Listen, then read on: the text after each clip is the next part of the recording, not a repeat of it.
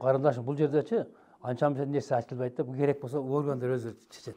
Алай районунун 72 жаштагы тургуну Маматжан Тойчиев ЛТР каналынын маалымат борбору аркылуу коомчулукка жана жогорку бийликтегилерге кайрылуу жасады. Ал үй бүлө институтун бекемдөө максатында бирөөнүн үй бүлөсүн бузган жарандарга катуу чара көрө турган мыйзамдар кабыл алынышы керек деген пикирде. Себеби ал уулу менен келининин турмушу бузулганына Ташкороо айылындагы мектептин мурдагы директорун айыптайт. Ильяс Адышев атындагы орто мектептин бурунку иштеп жүргөн Жусуалиев Нурбек аттуу жараныбыз, директорубуз менен менин келиним бирге иштөөчү. Мен келиндердин атын да айтпаймын азырынча. Анан айылда ушундай сөздөр болуп калды. Ушундай Нурбек директор ушундай келин менен СМС жазышат экен, баран деген сөздөрдү угуп калып, анан тополоң боло баштады. Бул көрсө менин 4-чү неберем 2017 жылы 10 айда төрөлгөн неберем болгон. Секин 4-чү небереми аталык биологиялык аталык денкеге алып кирдим. Анан келип, анан билдик 100% менин неберем болбой чыкты. Бул окуя 2018 жылы болгон. Анда Маматжан Тойчиев ошол мезгилдеги мектеп директору Нурбек Жусбалиевдин адепсиз жүрүм турумучун айыптап, райондук билим берүү бөлүмүнө жана тийиштүү укук коргоо органдарына кайрылган.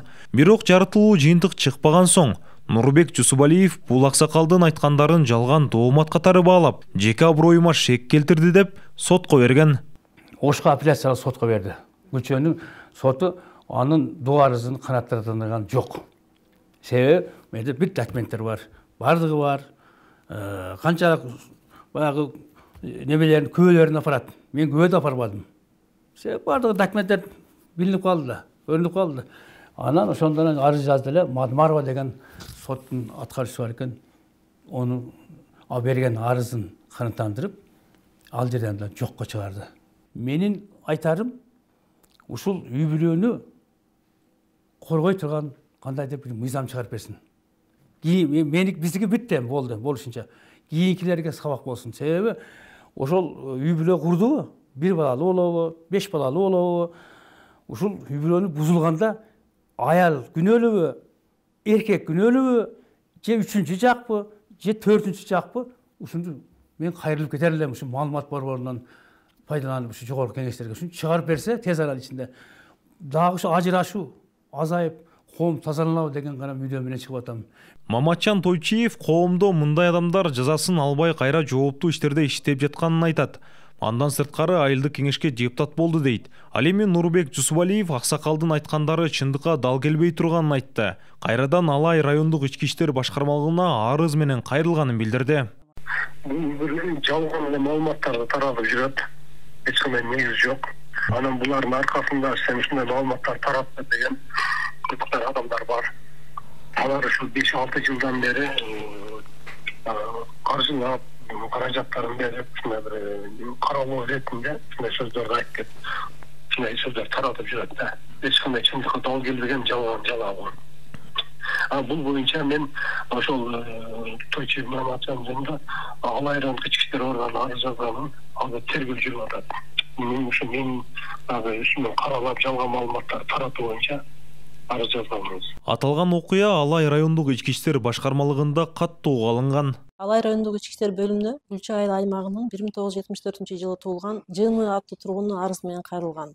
Анда 2025 жылдын 4-февраль күнү Тымы аттуу жаран социалдык тармак аркылуу кайрылуу жасап, анын аброюна шек келтирип, жалган маалыматтарды таркатып жаткандыгын билдирген. Аталган арыз каттоого алынган. Текшерүүнүн жыйынтыгы менен арыздагы дооматтар боюнча жарандык тартипте сот органдарына кайрылууга жаткандыктан кылмыш ишин козгоодон баш тартуу чечими кабыл алынган. Ал эми юристтер мындай окуялар жашоодо болуп жатканын айтышат. Бирок кимдир бирөөнүн үй бүлөсүн бузган адамга карата түздөн түз жазалоочу мыйзам жок. Жаш үй бүлөнү бузгандыгы жөнүндө бизде мыйзамда берени каралган эмес. Бул ушул үй бүлөнү бузду деп. Бирок ошол үй бүлөнү бузгандыгы жөнүндө жетиштүү далилдер болсо, ошол эле буну бир жарандык тартиптен деле ушул зыянды өлчөп, атайын ошо өлчөгөн деле компания бар, канчалык жерде зыян келди. Ошол зыянды мисалы наркы бузган адамдан өндүрсө болот. Бул маселе үй бүлө кодекси, жарандык кодекс, жазык жана административдик кодекс сыяктуу мыйзамдарда кыйыр түрдө каралган. Бирок үй бүлөлүк талаш тартыштар боюнча түздөн-түз жабыркаган тарап гана сотко кайрыла алат. Нурастан Бактыбеков, Бектур Калыбек уулу, ЛТР, Ош шаары.